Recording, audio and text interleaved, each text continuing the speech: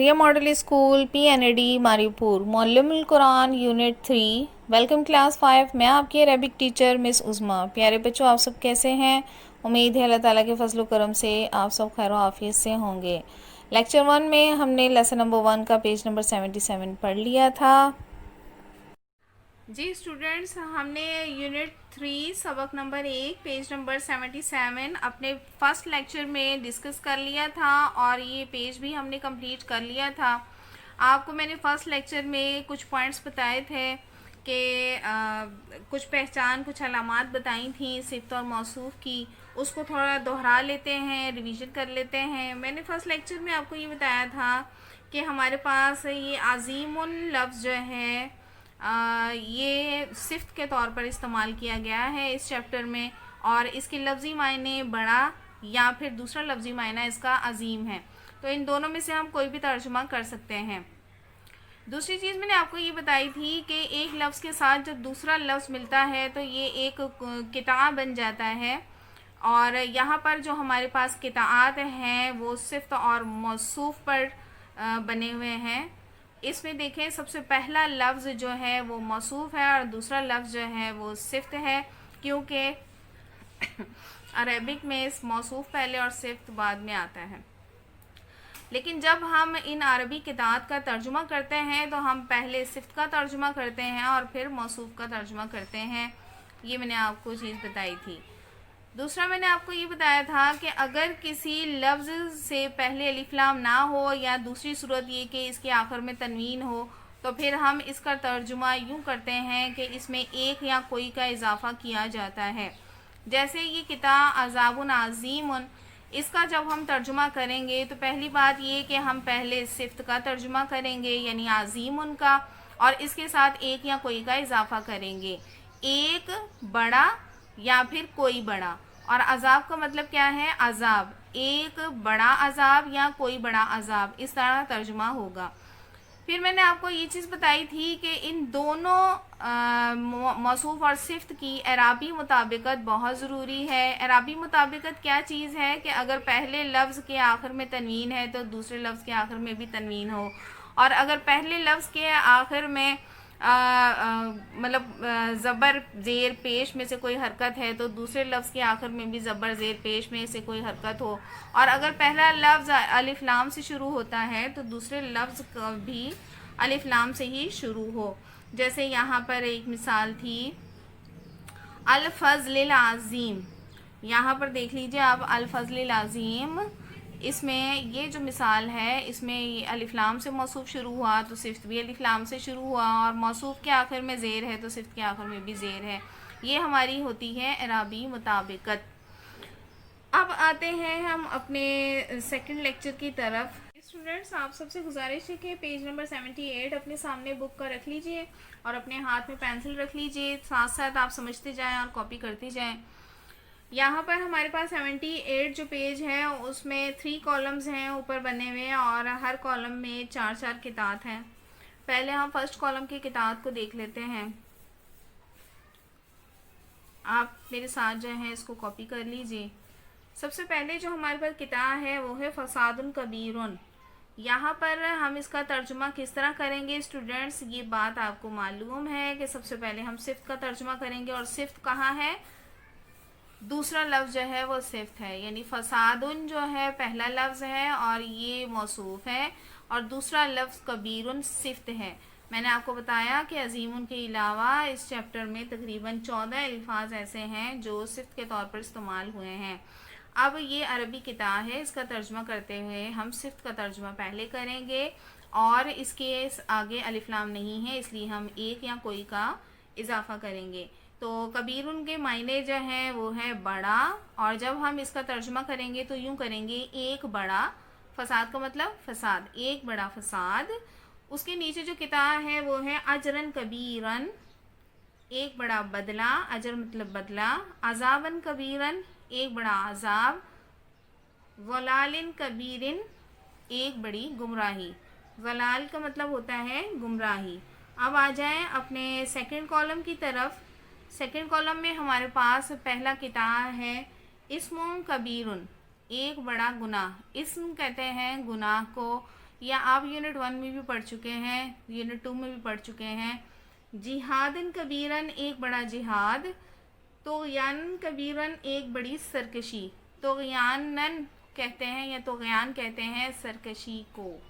और अल-फज़लुल कबीरु बड़ा फ़ज़ल, यहाँ पर एक का तर्जमा क्यों नहीं हुआ स्टूडेंट्स? आपको पता है कि यहाँ पर अलिफ लाम से इसम शुरू हो रहा है, इसलिए हम एक या कोई का इजाफ़ा नहीं करेंगे।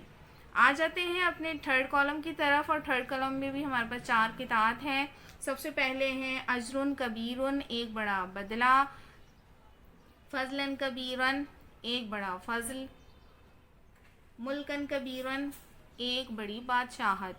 उसके बाद है अल फौजुल कबीरू बड़ी कामयाबी। यहाँ पर एक या कोई का तर्जमा क्यों नहीं हुआ, ये बात आप अच्छी तरह जानते हैं। जी स्टूडेंट्स, पेज नंबर 78 पर जो हमारे पास दूसरी सिफ्त है वो है मुबीनुन। इसका मतलब है वाज़े, खुले, रोशन। ठीक है, वाज़े, खुला या रोशन। अब इन तीनों तर्जमे में से किसी के साथ भी हम इन किताब का तर्जमा कर सकते हैं, चाहे वाज़े के साथ करें, खुला या रोशन के साथ। हम ये इसकी सेटिंग खुद करेंगे, जहाँ ये अच्छा लगेगा वहाँ इसको सेट कर देंगे। तो पहले कॉलम को हम देख लेते हैं। पहला, दूसरा और तीसरा, इन तीनों कॉलम्स में 9 किताब हैं। पहले कॉलम की किताब का तर्जुमा कर लेते हैं। सबसे पहले है किताबुन मुबीनुन। अब स्टूडेंट्स आप बताएं कि सबसे पहले हम तर्जुमा कहाँ से शुरू करेंगे। जाहिर है पहला लफ्ज़ किताबुन मौसूफ़ है और दूसरा लफ्ज़ मुबीनुन सिफ्त है, तो हम पहले सिफ्त का तर्जुमा करते हैं। हम मुबीनुन का तर्जुमा पहले करेंगे। मुबीनुन से पहले अलिफ लाम नहीं है, तो फिर हम एक या कोई का इजाफा भी करेंगे। एक वाज़े, किताब का मतलब किताब। साहिरुम मुबीनुन एक वाज़े जादूगर। अदुव्वुम मुबीनुन एक वाज़े दुश्मन। सौबानुम मुबीनुन एक वाज़े सांप। इसका तर्जुमा आप किताब में दिया गया है। सौबान कहते हैं सांप को। जो नए नए अल्फाज आते हैं हमारे पास अरबी में, यूनिट 1, 2 और 3 जो हम 1, 2 जो हम पढ़ चुके हैं उसमें तो हमें पता है कि ये अल्फाज हम पढ़ चुके हैं, लेकिन यूनिट 3 में जो अल्फाज नए हैं वो ऑलरेडी बुक में दे दिए गए हैं, उनको आप हाईलाइट करें और याद कर लीजिए। फिर है हमारे पास इस्म मुबीनन एक वाज़े गुनाह। नूरम मुबीनन एक वाज़े नूर। कुरानिम मुबीनिन एक वाज़े कुरान। फिर उसके बाद है अल बलागुल मुबीनू। यहाँ पर देखें अल आ गया और जहाँ अलिफ लाम आ जाए वहाँ पर हम एक या कोई का इजाफा नहीं करते, बल्कि सिंपल हम मुबीन का तर्जुमा क्या करेंगे, वाज़े, और बलाग कहते हैं पैगाम को, वाज़े पैगाम। अल फज़लुल मुबीनू वाज़े फ़ज़ल। उम्मीद है आपने मेरे साथ साथ कॉपी कर लिया होगा। मैंने आपको जैसे पहले बताया है कि वीडियो आपके हाथ में होती है, जैसे आप उसको चाहें रोक कर फॉरवर्ड करके या रिवर्स करके देख सकते हैं और अपने काम को कॉपी कर सकते हैं। सेकंड कॉलम में हमारे पास है किताब कुरान मुबीनुन एक रोशन कुरान। सिहर मुबीनुन एक खुला जादू। सिहर कहते हैं जादू और साहिर कहते हैं जादूगर को। नज़ीर मुबीनुन एक वाज़े डरावा या डराने वाला, दोनों मुतालिब हो सकते हैं इसके। फिर है बलाउन मुबीनुन एक खुली आजमाइश। बलाउन कहते हैं आजमाइश को। ठीक है, ये भी एक नया लफ्ज़ है, इसके मायने भी किताब में दे दिए गए हैं। उसके बाद है अदुव्वम मुबीनन एक वाज़े दुश्मन या एक खुला दुश्मन। ठीक है, यहाँ पर इसके मायने क्या होंगे, एक खुला दुश्मन या एक वाज़े दुश्मन। ठीक, उसके बाद है हमारे पास खुसरानम मुबीनन एक वाज़े खसारा। और सुल्तान मुबीनिन एक वाज़े दलील या एक खुली दलील। ठीक है जी, यहाँ पर हो गया ये। उससे आगे चलते हैं अल फौजुल मुबीनू वाज़े कामयाबी। अल की वजह से, अलिफ लाम की वजह से एक या कोई का इजाफा नहीं होगा। अल खुसरानुल मुबीनू वाज़े नुकसान। उम्मीद है आपने सेकंड कॉलम का काम भी उतार लिया होगा। अब चलते हैं थर्ड कॉलम की तरफ। تھرڈ کالم میں بھی 9 قطعات ہیں ہمارے پاس. سب سے پہلا قطعہ ہے رسول مبین، ایک واضح رسول. سلطان مبین، ایک واضح دلیل. سلطان کہتے ہیں دلیل کو. اور افک مبین، ایک واضح جھوٹ. افک کہتے ہیں جھوٹ کو. فتح مبین، ایک واضح کامیابی. سلطانم مبین، ایک واضح دلیل. تو یہاں پر آپ نے دیکھا کہ ہمارے اعراب میں مطابقت بہت ضروری ہے، اور یہاں پر جتنے بھی قطعات ہیں ان کی اعرابی مطابقت آپ کو نظر آ رہی ہوگی. پھر اس کے بعد ہے ظلال مبین. ظلال کہتے ہیں گمراہی کو، اور یہاں یوں ترجمہ ہوگا ایک واضح گمراہی. پھر ہے شیء مبین، ایک واضح چیز. الکتاب المبینی، واضح کتاب. ال کی وجہ سے، الف لام کی وجہ سے ایک یا کوئی کا اضافہ نہیں ہوگا. الحق المبین، واضح حق یا سچ. پیج نمبر 78 پر جو تیسری صفت ہے ہمارے پاس وہ ہے کریمن، اور اس کے مطالب بھی 3 مطلب لکھے ہوئے ہیں: عمدہ، شاندار یا بہترین. تو ان تینوں میں سے کسی بھی ترجمے کے ساتھ ہم ان قطعات کا ترجمہ کر سکتے ہیں. سب سے پہلے ہم فرسٹ کالم کی طرف بڑھتے ہیں. یہاں پر بھی 3 کالم ہیں اور ہر کالم میں 3 قطعات ہیں. تو پہلے کالم کی قطعات کو دیکھ لیتے ہیں. سب سے پہلے ہے رزقن کریمن.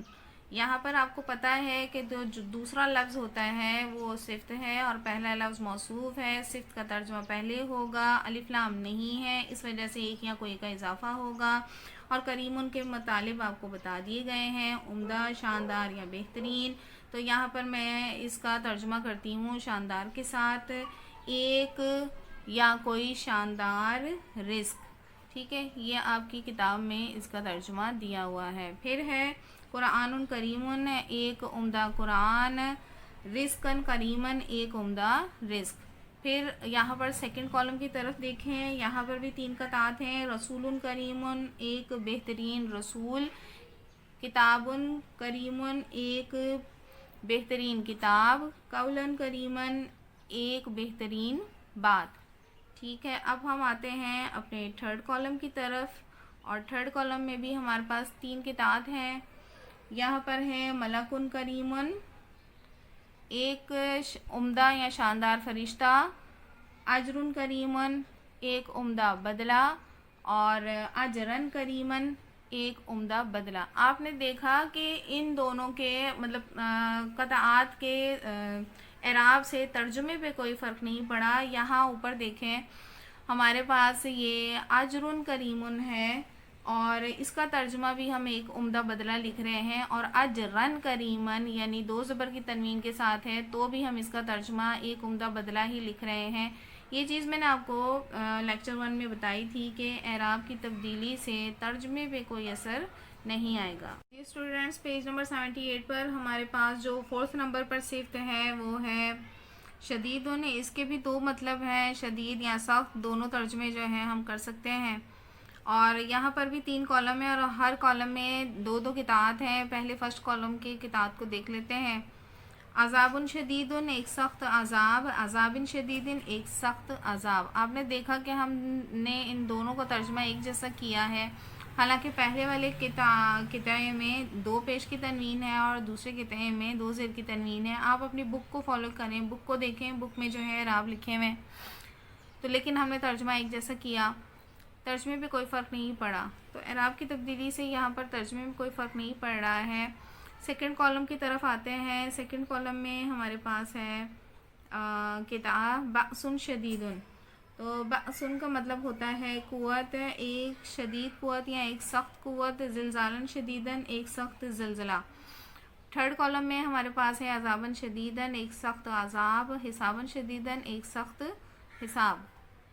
پیج نمبر 78 پر آخری صفت ہمارے پاس ہے کثیرن، جس کے معنی ہے زیادہ. اس کا کام بھی 3 کالمز میں ہے اور ہر کالم میں 2 قطعات ہیں. فرسٹ کالم میں آ جاتے ہیں. خیرن کثیرن، زیادہ بھلائی. اذن کثیرن، زیادہ تکلیف. سیکنڈ کالم میں آتے ہیں. اختلافن کثیرن، زیادہ اختلاف. فاکہتن کثیراتن، زیادہ پھل. ذکراً کثیراً زیادہ نصیحت، منافع کثیرۃ زیادہ منافع. تو یہ آج کا جو ہے پیج نمبر 78 کمپلیٹ ہو گیا. اب ہم اپنا اسائنمنٹ لے لیتے ہیں. اسائنمنٹ کے پیجز آپ کے پاس ہوں گے. اسٹوڈنٹس یہ اسائنمنٹ پیجز آپ کے پاس ہوں گے. میں نے اس وقت جو آپ کو کام دینا ہے وہ اسائنمنٹ کا کوشچن نمبر 2 ہے جو آپ کے سامنے اسکرین پر نظر آ رہا ہے. اس میں آپ سے یہ پوچھا جا رہا ہے کہ دیے گئے قطعات میں موصوف اور صفت کی نشاندہی کیجیے. تو لیکچر 1 اور لیکچر 2 میں ہم بہت دفعہ بتا چکے ہیں کہ پہلا لفظ کون سا ہے، موصوف ہے یا صفت ہے. ان 5 قطعات میں آپ نے موصوف اور صفت کو ڈھونڈ کر ان کے کالمز میں لکھنا ہے. صفت کے کالم میں صفت لکھنی ہے اور موصوف کے کالم میں موصوف لکھنا ہے. یہ کوشچن نمبر 2 آج کا آپ کا اسائنمنٹ ہے. انشاءاللہ نیکسٹ لیکچر جو ہے ہمارا سبق نمبر 1 پر ہی ہوگا اور ہم پیج نمبر کریں گے 79 اور اسائنمنٹ ورک بھی مزید آپ کو دیا جائے گا. میں آپ کو پریفر کروں گی کہ آپ اپنے لیکچرز کے تھرو ہی اپنے بک ورک کو کمپلیٹ کریں تاکہ کسی قسم کی کوئی غلطی کی گنجائش باقی نہ رہے. اور جتنا کام ابھی تک آپ نے کر لیا ہے یا کر رہے ہیں اس کو اپنے بک پہ اتارنے کے ساتھ ساتھ یاد بھی کر لیجئے اور وقت پر اپنا کام چیک کروائیں. چیکنگ ڈے میں ہی آپ کا عربی کا کام چیک ہوگا. انشاءاللہ نیکسٹ لیکچر میں ملاقات ہوگی. اپنا بہت سا خیال رکھیے گا. السلام علیکم ورحمۃ اللہ وبرکاتہ.